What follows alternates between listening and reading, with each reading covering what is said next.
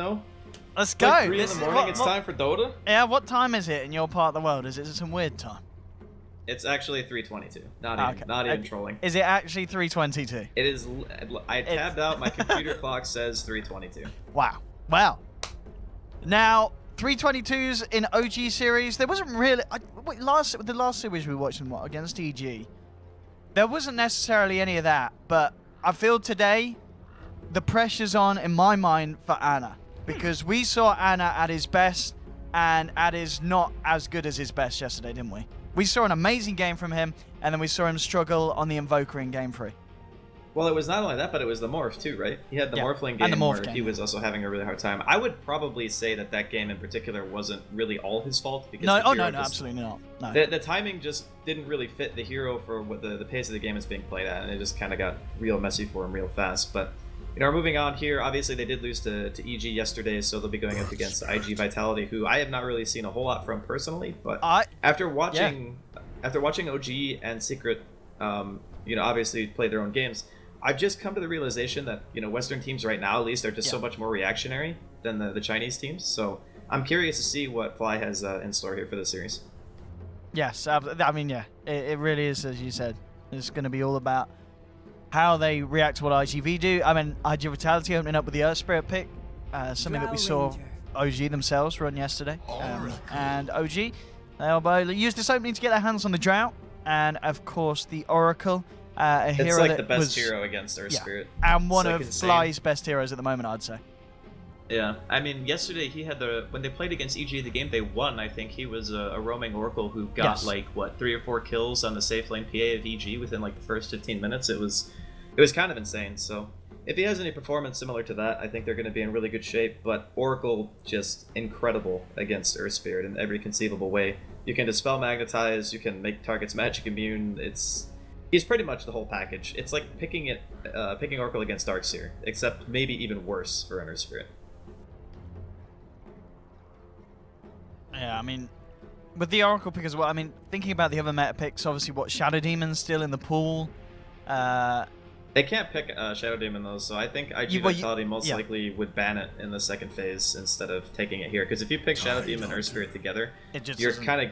You just give away your entire early game movement capabilities. It's like, okay, we can expect this from the rotations, and then we just know what to prepare for. It's just giving away too much too fast. So the Tide comes out. We saw it used in the last series, actually, against the Drow strat to great effect by Secret.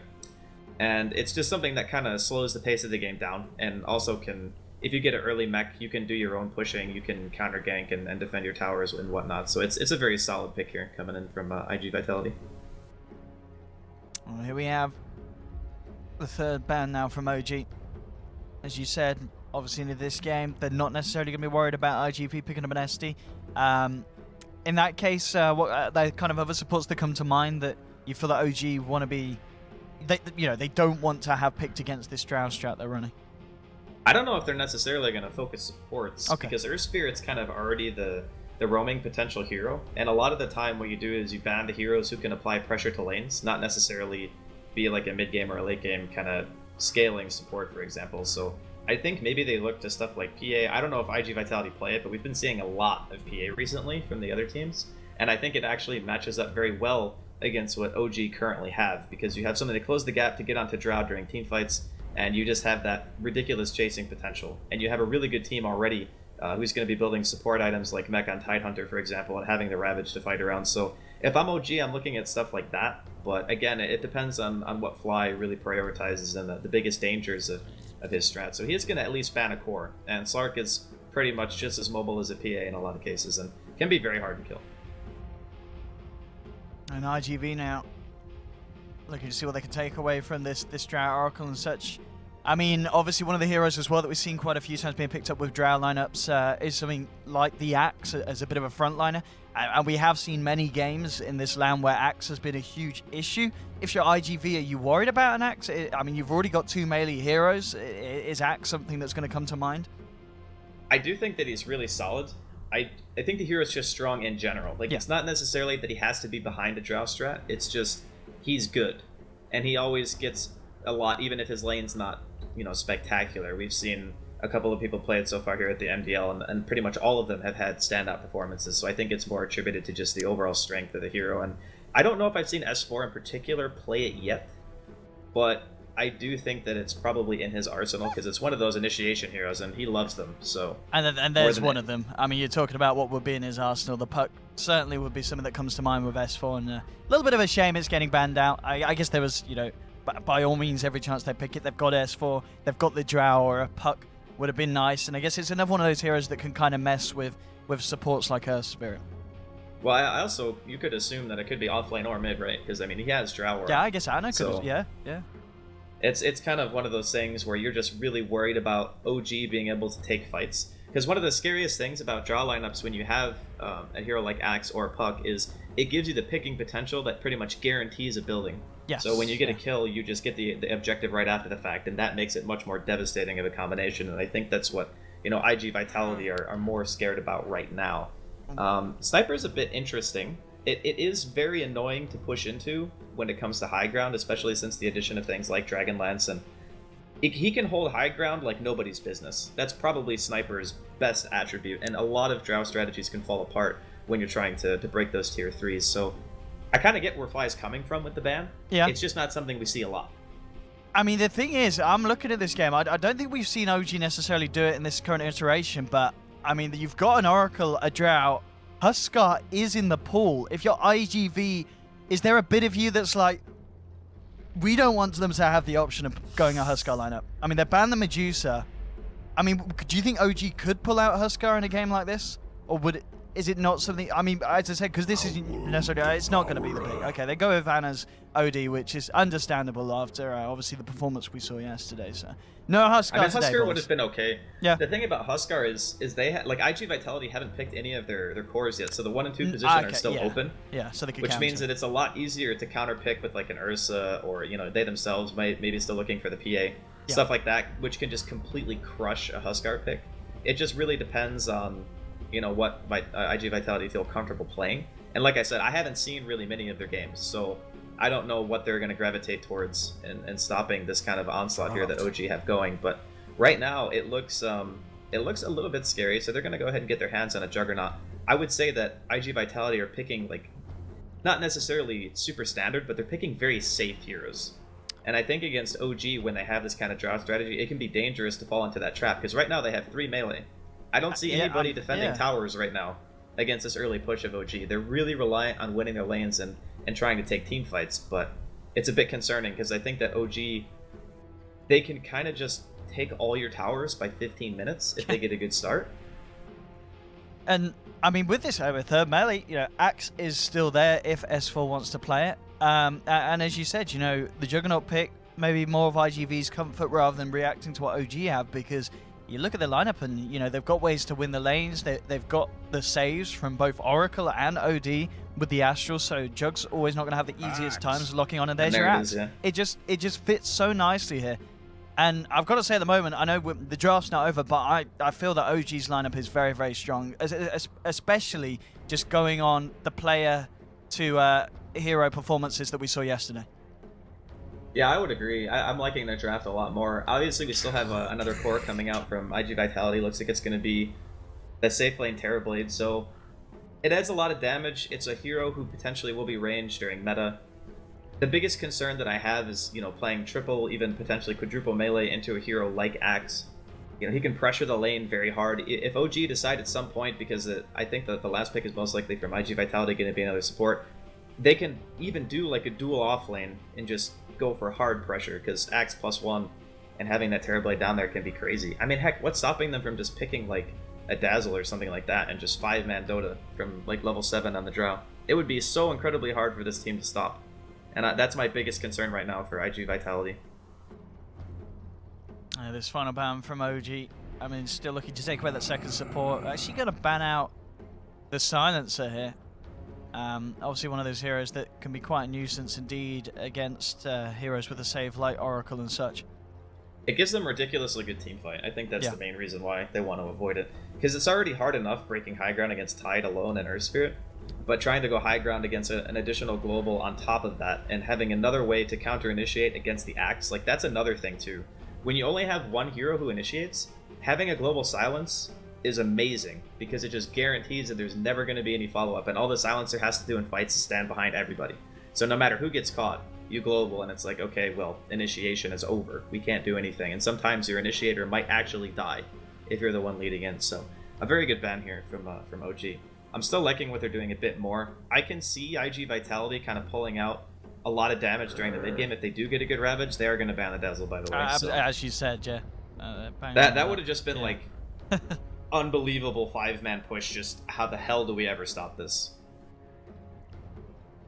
Well, iG.Vit now with the final pick. They still need that, that second support. It's going to be the Shadow Demon. But we mentioned it earlier, and as you said, you weren't a huge fan of this idea. Are you a bit more of a fan now? There's the TB in the jug.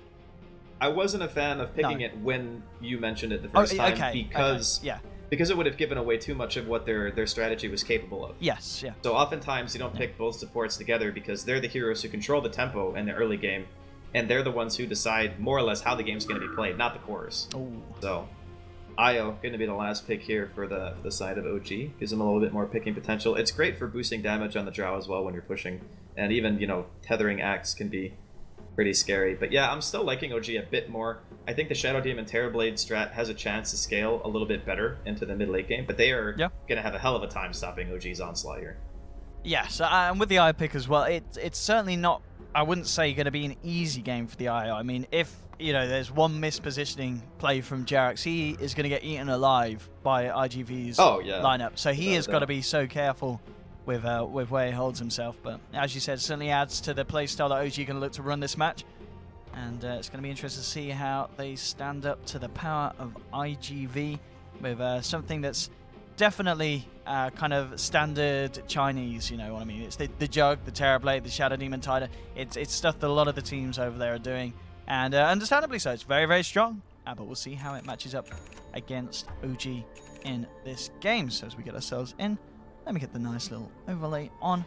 And there we have it, ladies and gentlemen. So this is game 1 of iG.Vit versus OG. And last game of the day today here at the MDL lab. And we'll see what kind of lanes we've got going on. Well, at the moment, in fact, we'll hold that thought because it looks like iG.Vit are going to try and get something done here. Level 1 with the 5-man smoke. Heading into the jungle. I mean, level 1 fight. Does iG.Vit potentially have a clear advantage here, or can OG hit back equally as hard? They can definitely hit back. The scary things to look at for IG is, you're going to have spin at level 1 on Jug, which is crazy because you can't disable him. It's a lot of damage. You get a roll in onto somebody on top of his spin and a metamorphosis coming out from the Terrorblade. Yeah, you can easily get a kill.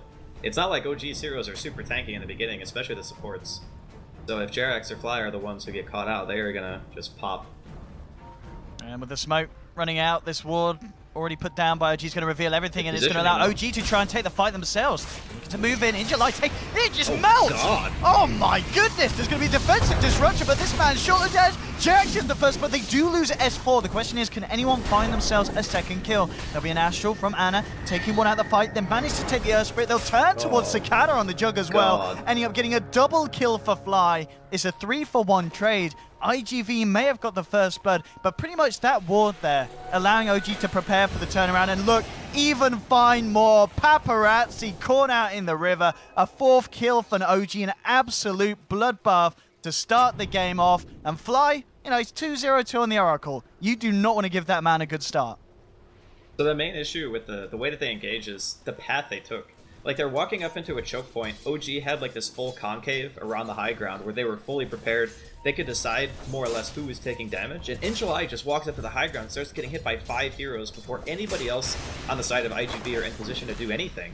And he just tries to get an anchor smash off right before he dies. And looks like there's going to be a little bit of a scuffle here in the top lane, but looks like Fly is going to be fine. Fine, no, it was just... walking that particular path is super dangerous for that reason, because you don't know what you're walking into. Absolutely not. I mean, now that things have started to settle down with regards to the lanes, do you feel the side's going to have a easier time? I mean, is the Drower kind of a clear win on the lanes, or just the fact that they've got this matchup? I mean, this bottom lane... mid and top... Yeah. Mid and top will be more than fine. S4 might eventually be forced out and, go jungle or something like that. But he also has, Jerax can be doing some stacks for him. and then he can easily go for the Vanguard into Blink Dagger build that we've been seeing so often, and just kind of accelerate his farm so he can be the initiator that his team needs. So it's not really on S4 to like own his lane or anything, it's more just support stacking, make sure you win your safe lane in your mid, and you'll be fine. I mean, that's a point as well. The stacks that JerAx is creating, is this mainly for S4, or can we expect Ana to get some of that farm with the Astral Spam? Yeah, indeed. Talking about the man, was that a little bit of a courier bait? It may have just been, as Cicada hangs around, tries to tickle with the donkey, but ends up getting the donk himself. Top lane, looking for more. OG continuing the high action here. 5-1 they lead at the moment. Now forcing July right back out of the lane. But this is certainly a strong start here for the boys from the West. Yeah, this is, you know, Cicada wasn't doing too bad until he died, at least in regards to overall CS. The higher level that Ana gets, and obviously the Drow gets, is going to become more difficult because he's going to get more and more damage. And Ace Rune here. Well, let's see if they can know something with this one. They've got 3 men closing in onto Ana. This should be a surefire kill. No way to whip that one up as iG.Vit quick to hit back, get themselves a very high priority kill, and get Cicada involved and giving a bit of space as well. But as this all goes on, stacks are being created in OG's jungle. They are going to have that massive kind of bank to fall back on. No stacks at the moment over on the side of iG.Vit, as they just rely on trying to maintain control of the lanes. As we can see on the bottom, indeed S4 has been backing off now to the jungle. So there's more space here for the Terrorblade. So Paparazzi, we can expect to see him get good farm on the Terrorblade. It'll just be interesting to see what he's able to do with it this game. It's just going to be all about how they defend. Like, I would say the Terrorblade farming is just going to happen. It's almost inevitability because OG don't have amazing pick-off potential until, you know, S4 gets his blink. So I'm assuming that Paparazzi is going to get his core items up, no real issue. Oh, and then it's going to... Again, Cicada, he's trying to get out, but Ana's diving. He's got JerAx backing him up. Cicada trying to go for the jukes. He's bottling up. Is it going to be enough to kill Cats down? Oh, one more touch. They've got it. Super. Can he get himself the easiest double kill of his life? Nope, Ana denies it. Astral onto the Shadow Demon, out they go. And Ana and JerAx get away with the plays. And yeah, a second kill on that mid lane jug. And I'm just looking at S4, and this man is getting absolute bank. I think he had pretty much a quad stack there. And in fact, hello, what? Okay. Fly found him, yeah. Apparently coming across, yeah, looks like with this ward, he must have been hanging around on low HP. Around. Like, he was extremely low health, and I thought he was just going back to base because he didn't have a TP scroll. Part of the reason why the dive on mid pretty much went unanswered from the side of iG.Vit, but that was crazy. If I was Cicada right now, I would be tilted after that. I lived for like 20 seconds, and I didn't get a single TP until, you know, after I was already dead. That's got to be very frustrating for him. Because he actually played it about as well as you could have asked him to. And he got Ana from full HP to almost dead with just tower hitting him, more or less. That was a very impressive amount of time that he was able to buy. And you can see disruption here from Super, but no real mana to follow it up. But early game-wise, OG are getting everything they need. They really are. They're doing well in the lanes. S4's getting a lot in the jungle. At the moment, pretty much the best hope for iG.Vit is the fact that Paparazzi on this bottom lane is finding space, of course, on the Terrorblade. But now, looks like S4's going to return down. He's level 6. And he's going to come back in as the lane pushes in just to get some of these lane creeps. And hang around a little bit. It has to be careful, though, because Dogfight's coming over on the Spirit, and Super's still in the neighborhood. Looks like JerAx is going to move over as well, just to provide a little bit of a backup in case iG.Vit do go in hard on S4 on this bottom lane. I mean, this is a very dangerous dive. I think that iG.Vit are going to be keen to that. They have 3 in the area, though. But I think JerAx already revealed himself with a Spirit, so they know exactly what they're getting into. I think it's really hard for iG.Vit to be efficient with their supports in the early game, unless, like, you know, Super is going around stacking and stuff. But if he's not constantly watching mid, we saw how heavily OG are prioritizing that matchup, already killing the Juggernaut, you know, 2 times additionally after the first little skirmish in the woods. So it's hard for iG.Vit. They're kind of getting outpaced here in the early game, and OG's lineup is going to hit its peak much faster than what iG.Vit is going to be able to. So I'm a little bit concerned, especially after that first fight. That was like, what, 4 kills pretty much? Yeah, it pretty much. It's a bit of a bloodbath.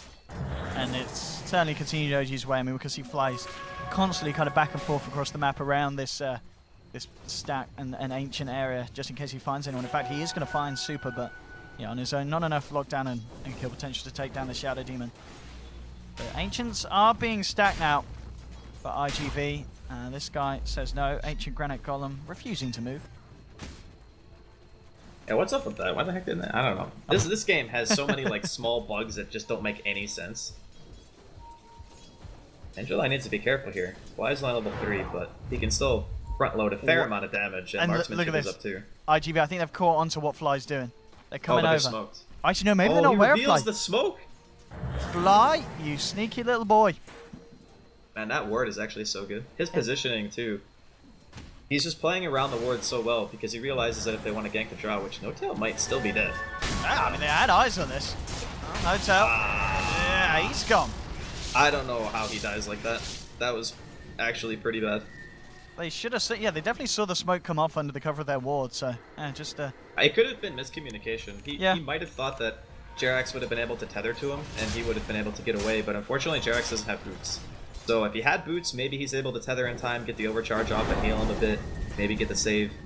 But miscommunication, maybe No-Tail stayed too long. That was, oh, Skada looking for the Omni here. He can't play his way out this one, or maybe he can. Oh, no, he can't. That's pain. But it should be he's fine. got a DD. Oh no, he's not. He's got to stay away from that cliff, son. The ball remains. That was an interesting exchange there. But yeah, a couple of really important kills going the way of iG.Vit. Now look at this mid. They're going to try and make a bit of a go on Ana. Stun. It's going to connect. But yeah, not quite enough damage. And Fly's there as well to back him up, so they're not going to be able to do it. In fact, at the same time though, what Jerax and No-Tail able to find themselves the kill onto Cicada. Now they'll sweep around towards the mid. It's a very messy early game from both teams. It's just absolutely all over the place. OG is still obviously getting the advantage, and No-Tail making the proper rotation now after dying in the top lane. He has 4 points in precision aura. He's got marksmanship. He just wants to hit buildings at this point. You don't really like. A lot of teams, I think, underestimate how much pushing power you actually have just as soon as you hit level 7. And you're getting like even half the tier 1 down basically in one fell swoop before he makes his way back towards top lane. So getting some damage in. Still waiting on the side of OG for Jerax to hit level 6. And then, you know, obviously Fly is hurting a bit for levels now, but I guess No-Tail's going to give him the lane. So he'll be able to eventually get that false promise, which will help out a lot too. That's all with the Vanguard now complete. They don't have any. Oh, they've just got a double stack of Ancients over on the side of OG. Jerax getting some nice deep wards down. Does have eyes on Cicada, but unlikely to want to do anything, even with the help of Ana here. Well, they might try, but there's 3 heroes on iG.Vit here. Ana's got to be careful. Ana in a bit of trouble. Demonic Purchase down. They'll jump 40 Astrals himself. Look at these TPs. Everyone's coming in on the side of OG, and iG.Vit realize it. They just back away. They're not going to go in more for that, and it's I think the they wise just lose decision. their tower now, though. Because, I mean, what are you going to do against this 5-man? You don't really have the damage to fight into this. I think you just lose your building. That is not a favorable exchange from iG.Vit at all. Even though OG commit a lot of teleports, obviously they get what they came for. Well, they get the Ancient stack as well. S4's just picked up the Vanguard, so he can take it.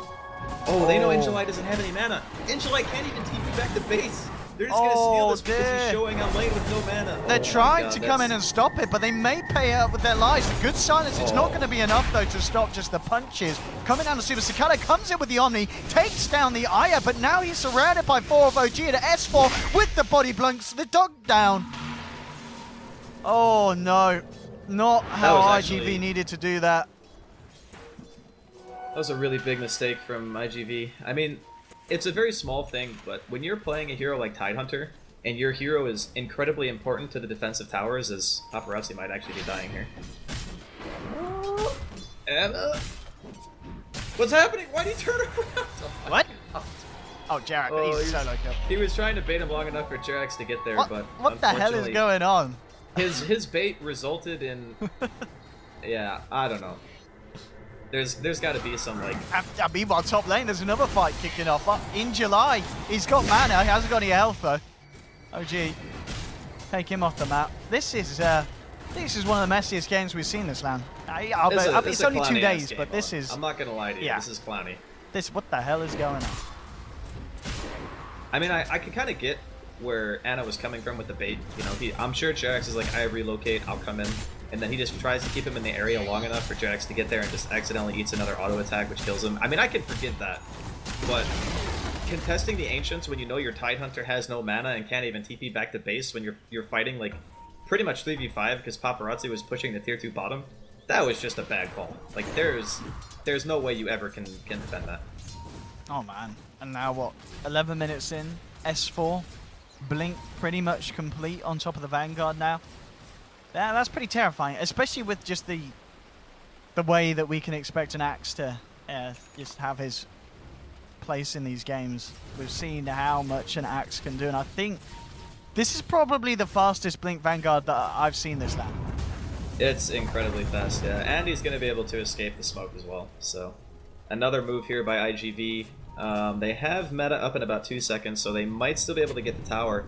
I think OG might take this time to either go for a counter tower or just go straight for Roche. They also have an Ancient stack that's being done as well for S4 to get even more out of control. So, you know, in the grand scheme of things, OG are just playing a bit more efficient. Sure, Paparazzi's sitting at the highest CS right now, but in regards to overall game plan, I think OG are just going to hit their stride a little bit too quick. And the Tidehunter doesn't have Blink yet, he's going for the mech route, which is fine. But I'm still... They need OG to mess up at this point. Because this is when it's going to start to be 5-man Dota. And it's going to be down to, can you land a good Ravage? You know, do you get picked off by S4, who is currently looking for a straggler here in this top lane? He's on his own at the moment. He has got the rest of the team moving out in cover of smoke. Well, Now Jax they're has near a enough to help. regen and relocate, so... Yeah, they can help him. And immediately S4 goes for the Shadow Demon. Backups there with the Silence. Super's out. Now we can expect the rest of iG.Vit just to scatter. Get themselves out of there. And that is indeed the play as iG.Vit back off. As you said, iG.Vit need more time, more space. They do still have Paparazzi at the top of the network. He is keeping up very nicely in farm on the Terrorblade. It's just elsewhere in the lineup that the team is certainly suffering at this stage. The issue is even though he's the highest net worth now, well, he might even be dead. That's all. We'll see what happens. That's the call. There's a relocate coming through as well. No tail turns up. The Silence is there. S4 sending it up across the map, allowing for these relocates. And just OG continuing the momentum, taking down that hero that, as we were saying, is the only one that's really doing well on the side of iG.Vit. Yeah, it's not just that, though. It's even if you're farming extremely well, there comes a time when you're going to start losing all your towers because the Drow strategy is going to be fully online. Like, only 150 more experience until No Tail's got level 2 marksmanship. That boosts your damage even more. You already got Roshan. All the objectives are pretty much being checked off one by one, and they're even still keeping the their mid-tier 1 alive. It's still like 80% health. iG.Vit don't really have the greatest team at punishing in regards to push, except for Paparazzi, and he needs to be in position and alive to do that. And also consider, for him to do that, he needs backup too because they have a relocate and an axe. And if he gets caught by that, he's gonna die. And look so at Jax. Yeah, the man's got a mech before the Tidehunter. This game is like already out of hand. And this is what I was really concerned with when I saw, iG.Vit picking Earth Spirit and Jug and Tide. It's like you need something that's gonna be able to either win a lane or dictate some kind of tempo. And they just don't have those heroes. Because Earth Spirit on his own, he can't really get a kill on any lane unless he has like the Shadow Demon there together with him, which is how they actually killed Ana the first time. But yeah, I'm very concerned for the side of iG.Vit. If you're an OG fan, you're feeling pretty good right now. It certainly seems to, indeed be the case. Top lane iG.Vit trying to poke a little bit at the tier 2, but understandably they've got to be very scared of OG reacting. Exactly what they're doing. Ana and S4 heading over with the rest of the boys in July. You need to get yourself out of there, Ana. Popping the drums, trying to close the gap. Look for an Astral to maybe set this up. In July, going for the little bit of a jukes. It's a good one. Nice. It's a good juke. He's out. And the rest of them as well. So iG.Vit able to avoid this. I mean, the more space that they can create like that, the better off they're going to be. Because there will still come this stage, if they can last long enough, where Paparazzi's Terrorblade with Shadow Demon Disruption Illusions will start to become, a little bit scary. Granted, they are playing against an OD, so OD pretty much one-shots Illusions at every stage in the game. Paparazzi! He did. He is certainly dead. These wards from OG, we had the one here earlier where they were also able to utilize it to get a pick off on the Terrorblade. absolutely huge, and just S4 being there at the right time, being able to find the kill. Cicada getting a little hungry there, maybe thinking about walking in for an Omni Slash, but Ana that's going to hang around. Cicada is going to go for the Blade Fury TP. Looks like the damage isn't there, so he will escape just in time. But yeah, they've got to try and keep the map a little bit safer, make sure that Paparazzi can find his space. At the moment, S4 now sitting at the top of the net worth 9.3k. You know, we were saying in the draft how the Axe pick would have looked to be a strong one, and S4 is certainly showing us that this is a perfect game for Axe, and he's playing it just absolutely amazing. Yeah, I mean, he did have a lot of help from his team as well. Getting the stacks boosted him into that position. You know, when we saw Velo the other day, he just gets everything from his team, and then he just carries. And that's the call here. Oh, we're going to have a relocate through as well. Cicada's going to go for the Blade Fury. Doesn't have a TP, but he does have the backup of his team. But the team maybe quick to die in July. Coming in, hits the 3-man Ravage. Can IG use this to their potential? Ana, false promise though. Fly with the save. Dogfight is going to be defensively disrupted up for the time being. Ana now trying to back up. He's getting a fair bit of damage on him, and he will pop. He has the Aegis for round 2. No one else to die as of yet. He's still in the tree line. Gets silenced up. Cicada still has the Omni. He's going to pop it on the Ana, but again, Ana has the Astral. Now the jump in. S4 with a 3-man call. The 3-man gun. They're all dead. Triple kill for S4. Oh my goodness. OG just making it absolutely impossible for iG.Vit to fight into them. My God, that was 4 heroes, right? Was it 3 or 4 heroes? I thought he caught Cicada. Maybe he didn't. Maybe he did get, but that was. I mean, S4. Yeah, I mean, game 2. Who are you banning? I mean, I think Fly's Oracle. You cannot let this man play Oracle. Well, I think a lot of things happened in the draft that just didn't really favor them. Like, they got counterpicked Oracle. Maybe, I mean, if I look at this draft again, I actually think that they just didn't research OG's picks at all. Like, they knew that Fly played Oracle. They know that OG plays Drow. Yep. It's like they just were willing to play against, you know, OG's some of their better heroes, and they were just like, yeah, whatever, we're gonna do our own thing. I felt like it was a solid outdraft by OG, and I felt like they also outplayed them very badly. I mean, sure, you can say in the beginning of the game, losing those 4 heroes and, you know, Cicada getting ganked again probably put them, you know, too far behind to really recover. But at the same time, I didn't really think that iG.Vit were going to have the room to make this draft function anyway. Because they're running into this problem where Paparazzi needs to be farming on his own all the time. But he also needs to be off the map all the time, because if he's not, he's going to get relocate ganked or killed by S4. If you're doing that, you're not applying any lane pressure. And if you're not applying any lane pressure, you're not doing anything. You're just eating jungle creeps. It just makes the hero a non-factor, and that's the biggest struggle right now, is trying to find space for him to farm whilst not dying. Well, at the moment, yeah. Hiding deep in the tree. He's trying to cut himself even deeper. He's looking. I mean, for we're the getting escape. the Blair Witch status up here. That's how deep in the woods he is. It's not great. Like, he can't show. Nope. And that's the strength of having the IO and the Axe together. It just applies so much passive pressure to you on the map that as a core you can't feel safe to farm a creep wave. You can't apply lane pressure. He's out now. He's done. He's done. He's had his fun.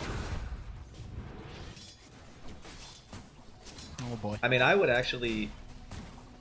I don't really think any team with this lineup would be able to make much more happen, barring like the early game fight not going so badly for them. Like, that's probably the one thing where you can look to and say, okay, maybe if this didn't happen, our game would have been better. Or maybe if we didn't try to contest our Ancients 3v5 when we didn't have Ravage, or even our, you know, Paparazzi Terrorblade at the team fight, maybe this game would have went better.